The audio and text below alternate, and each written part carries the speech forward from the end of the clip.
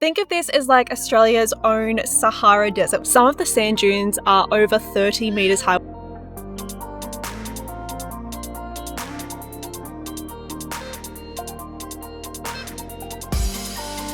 I cannot wait to show you guys what I've got in store for dinner tonight. Oh, look how crispy that is.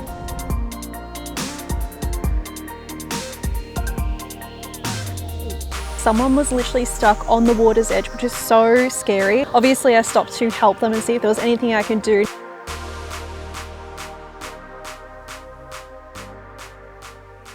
Hey guys, welcome back to another video. Now, I am super excited for today. I think I mentioned in the last video that the weather has been so crazy. I'm sure all of my friends from Brisbane will probably understand, but I am a little bit further south now. So I'm about 20 minutes north of Newcastle, and I thought that I would test out the whole diesel tune on the sand dunes today. So I'm at this spot called Stockton Sand Dunes. Think of this as like Australia's own Sahara Desert, which is a lot of fun. I have been here before in my Jimny, which I feel like is like the perfect vehicle because it is so lightweight. It is going to be very interesting to see how the BT goes given that the weight that I've got in here. But we're gonna put it to the test. I'm gonna put the tires down to, I'm thinking 15, chuck it in low range, and then we'll get on the track.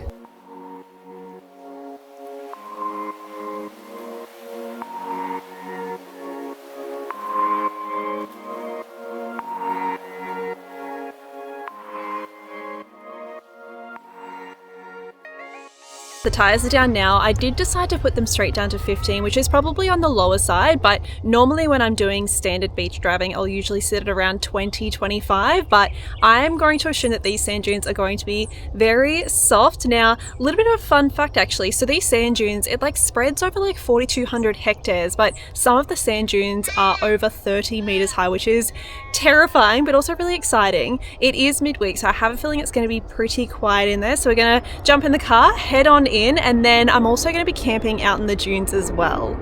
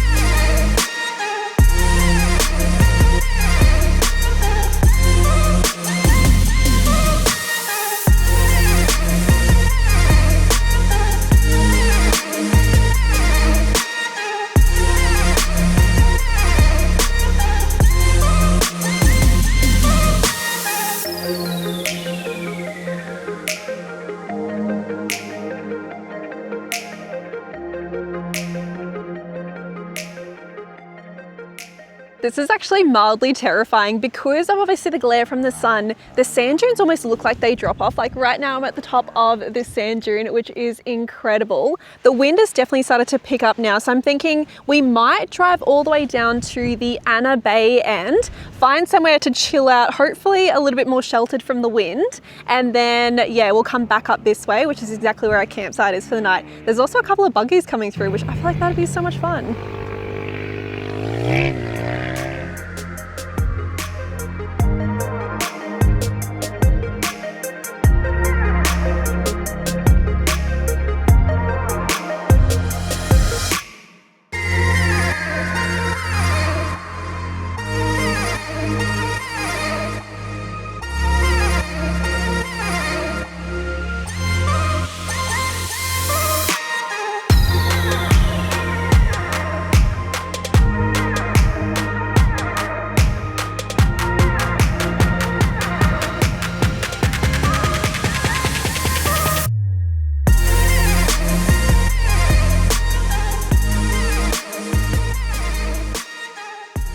So just found a nice place to pull up along the beach. That wind is still so unrelenting. I've like parked the BT in a way that I can like huddle behind it.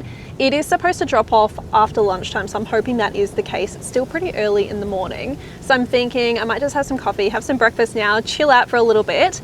The actual tide right now is at high tide, but normally I hate fishing on the beach just because the waves are so hard to work around, but it's actually quite flat right now as well. So I think we might have some luck for some fishing as well.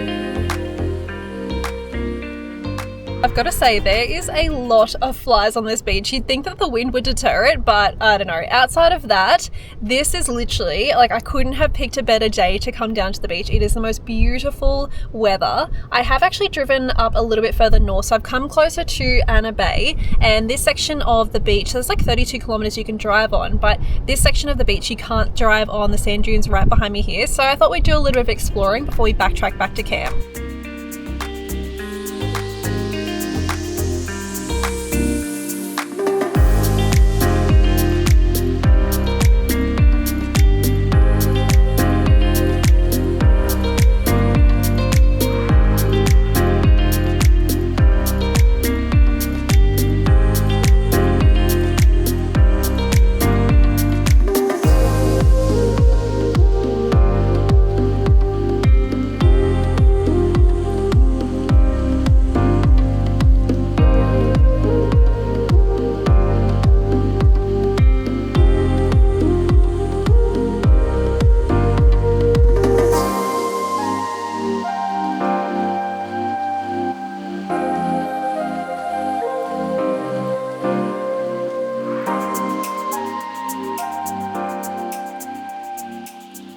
That is going to be so relaxing. If it weren't for the damn flies anyway, I probably could sit there for hours. But we're going to start trekking back to our campsite. I need to figure out where it is, and then I think we'll chill out on the beach once we get there.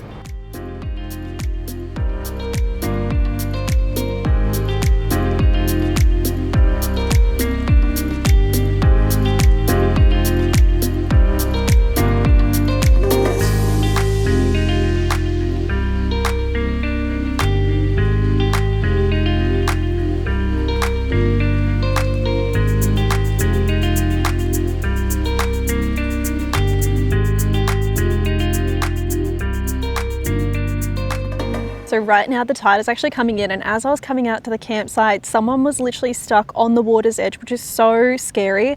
I am very fortunate that I've never been in that situation before, but obviously I stopped to help them and see if there was anything I can do. Now, one thing that I'm curious if you guys have been in this circumstance before, because I don't actually have rear recovery points. How would you recover someone if that's the case? Like, yes, I've got my bull bar with recovery points, but they were so close to the water's edge. It was incredibly soft. Like, I was sort of further back from the water because I noticed it was getting really soft.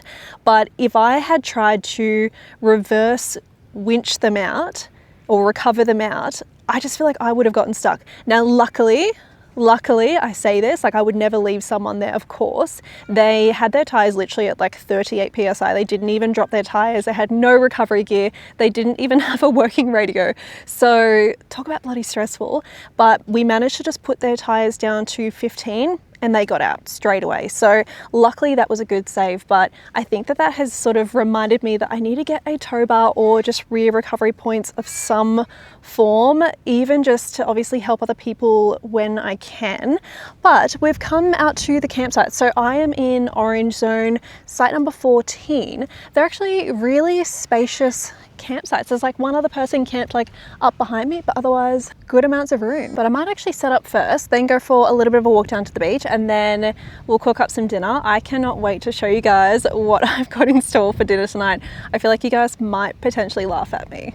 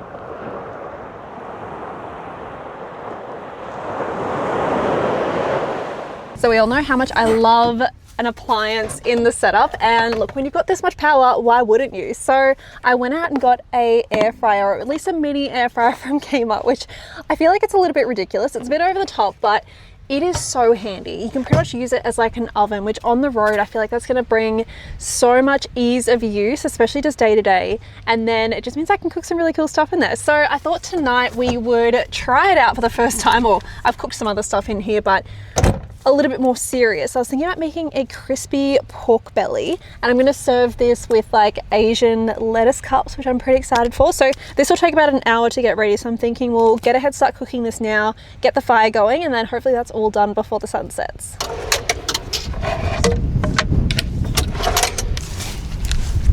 So for the pork belly, I'm pretty much just going to score the meat side, and then I'm just going to use some 5-spice olive oil and some salt just to season that. Then I'm going to wrap that in tin foil. That's where we're going to, over on like the crackle side, we're just going to poke some holes in it, make sure it's nice and dry, wipe it down with some white oil, and then we cover it completely with salt. So that's going to go in the air fryer for about an hour. We'll just obviously keep checking on it as we go. I think at some point I have to take the salt off, so I just have to double check the instructions for that part.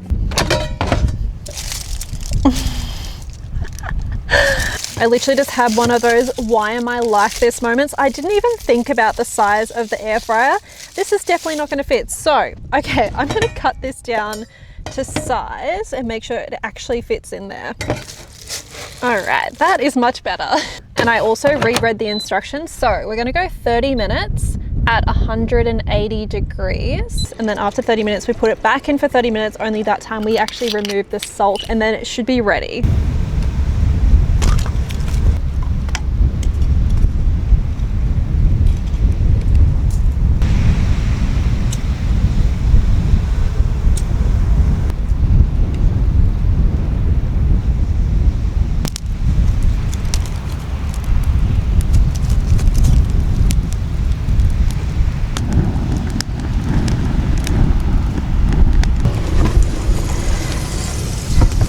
So it's been in there for 30 minutes. So I'm just going to scrape that salt off, and then we'll chuck it back in for another 30 minutes.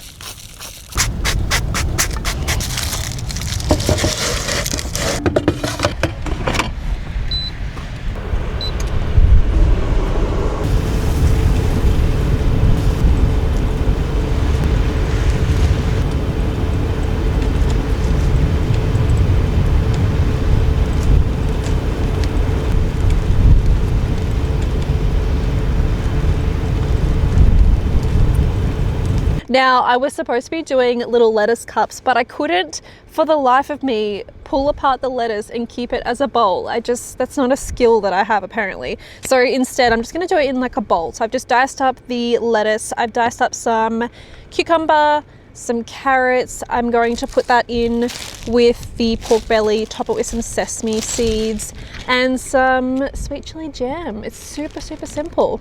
All right, here goes. Oh, that is actually incredible. Look how crispy that is. I could not be more stoked with how that has turned out. That is freaking amazing.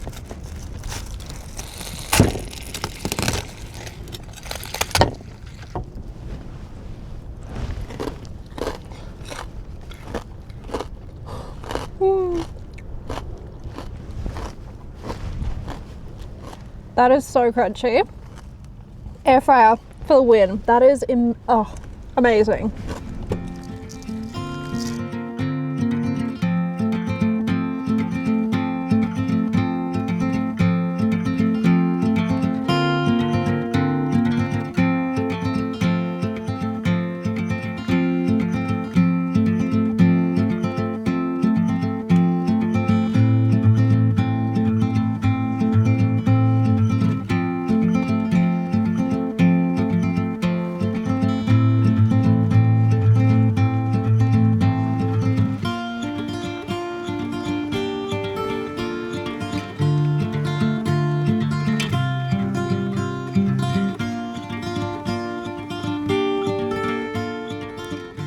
Well, that sunrise didn't exactly last the longest. I don't think we have the best weather in store today, which is such a shame, but I can't complain. I feel like we had a pretty good day yesterday. But what I'm thinking is we've got a pretty early low tide. I'm thinking we might scoot up the beach and exit at the most northern point, so Anna Bay, because around Port Stephens there is so much to do. So there is a couple of rock pools I'm really keen to check out, but I think that will sort of depend what the weather's doing. So might just enjoy my coffee and then we'll pack down pretty early and then get on out of here.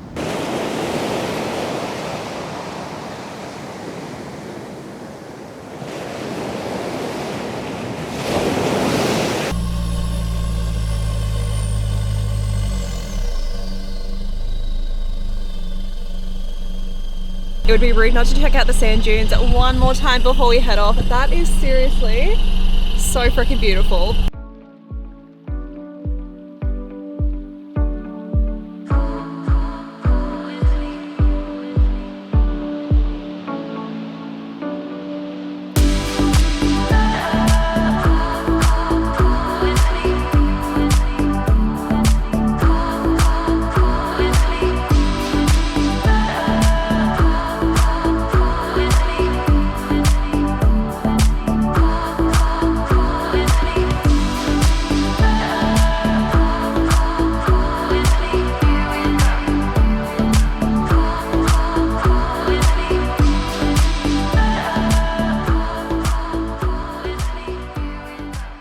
So I decided to bypass the rock pool just because the tide is obviously still at its peak, so it's probably not going to be the best option. And apparently there is some thunderstorms coming over this afternoon, so I feel like that means we've got very limited time to enjoy this area. But I thought I'd just come out to Tomaree, do one of the nice little walks around the summit here. So I'm just heading down to this beach and then I think we'll head on up to the top of the mountain.